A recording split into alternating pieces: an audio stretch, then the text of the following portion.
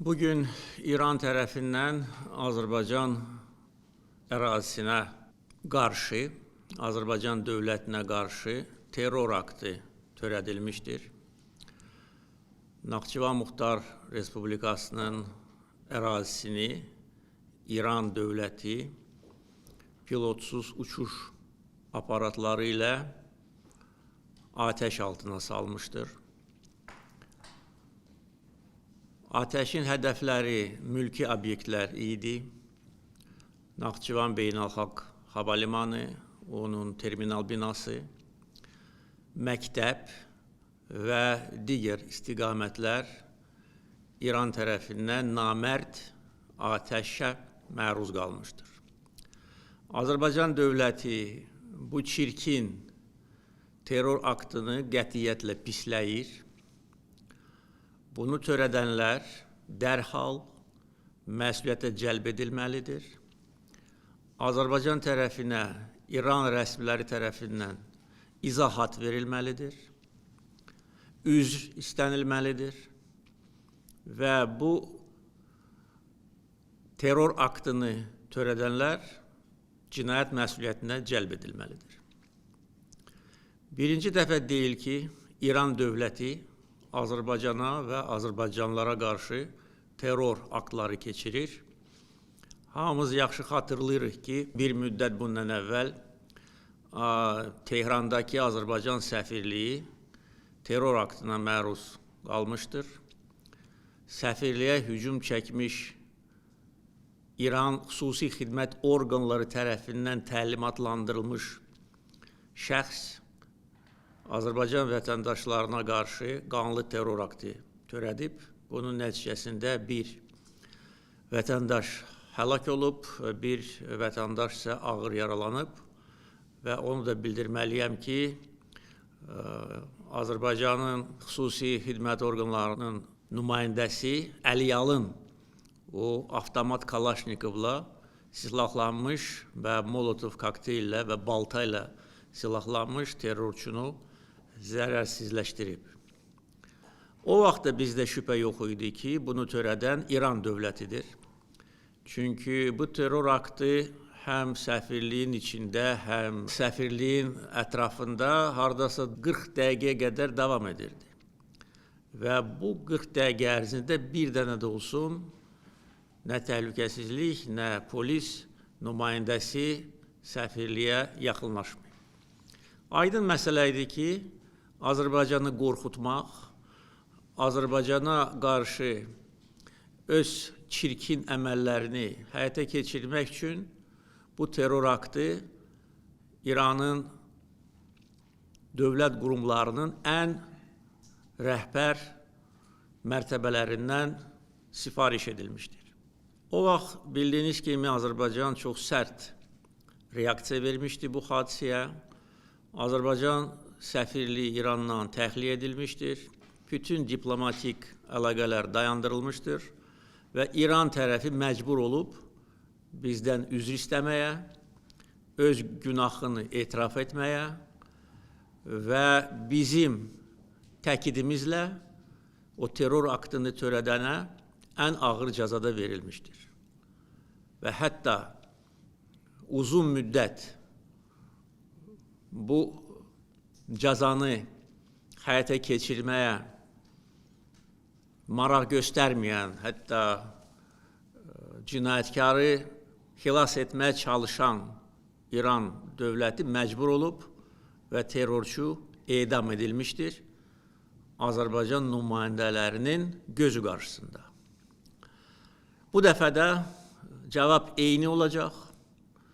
Biz bu əsassız terror aktı ilə Azərbaycana qarşı törədilmiş təcavüzlə barışmayacağıq. Silahlı qüvvələrimizə təlimat verildi ki, cavab tədbirləri hazırlansın və həyata keçirilsin. Dəfələrlə İran tərəfinə xüsusilə keçən il baş vermiş toqquşmalardan sonra bildirilmişdir ki, Azərbaycan ərazisi heç bir qonşu dövlətə qarşı istifadə olunmayacaq. Biz buna imkan verməyəcəyik, necə ki, heç vaxt bugünə qədər imkan verməmişik.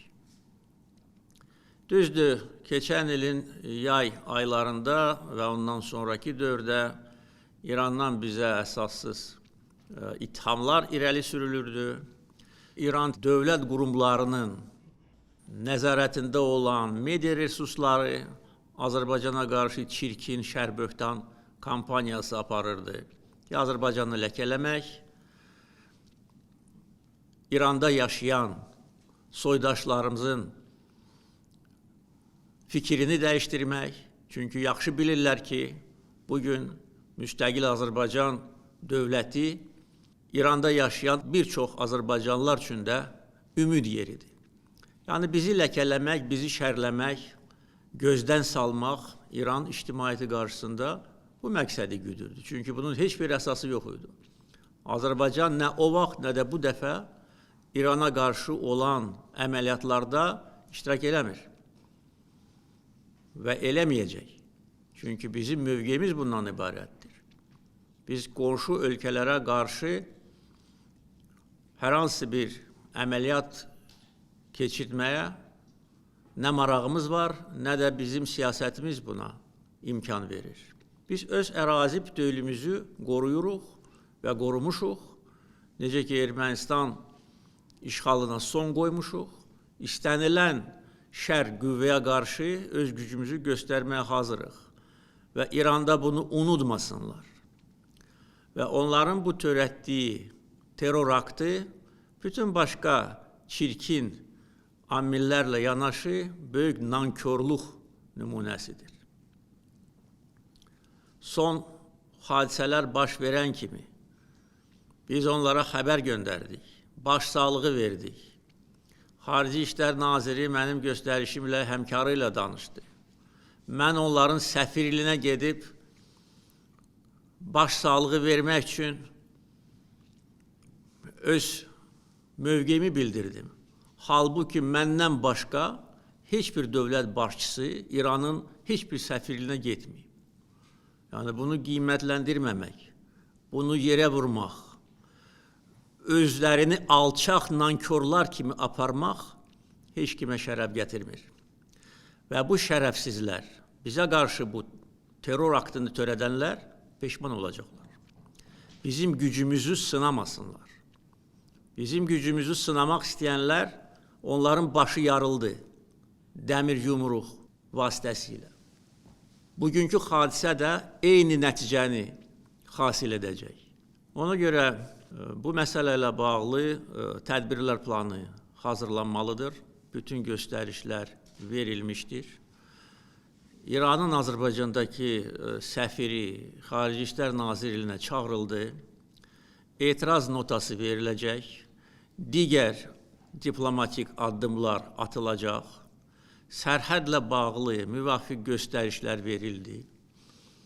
Onu da bildirməliyəm ki, bugün səhər mənə məlumat verilir ki, İranın Xarici İşlər Nazirinin müavini Bakıya zəng edir, xahiş edir ki, Livanda qalmış İran səfirliyinin əməkdaşlarını Azərbaycan kömək eləsin, təxliyə etsin. Çünki onların imkanı yoxdur. Mənə məruzə edildi, mən dərhal göstəriş verdim ki, köməklik göstərin, təyyarə göndərin. Hətta onlar dedilər ki, biz bunun pulunu da verməyə hazırıq, dedim ki, lazım deyil. İndi dar gündə biz köməklik göstərməsək, bəs nə vaxt köməklik göstərməliyik? Axı, bütün bunların müqabilində çirkincə, namərdcə, nakişi kimi Naxçıvana zərbə endirmək, bu ləkə onların çirkin və eybəcər simasından heç vaxt silinməyəcək. Ona görə diplomatik yollarla bütün lazımi tədbirlər görüləcək. Bizim silahlı qüvvələrimiz, Müdafiə Nazirliyi, əyləşin, Dövlət Sərhəd Xidməti, əyləşin, digər bütün bizim xüsusi təyinatlı qüvvələr bir nömrəli səfərbərlik vəziyyətinə gətirilib və istənilən əməliyyatı keçirməyə hazır olmalıdırlar. Hələlik bu qədər. Azərbaycan xalqını biz proseslərin gedişatı ilə əlaqədar məlumatlandıracağıq. Müdafiə Nazirliyinin açıqlaması əyləşin artıq mətbuata dərc edilib. Azərbaycan xalqı əmin olmalıdır ki, istənilən bəd qüvvəyə qarşı bizim dəmir yumruğumuzu onlar görəcəklər.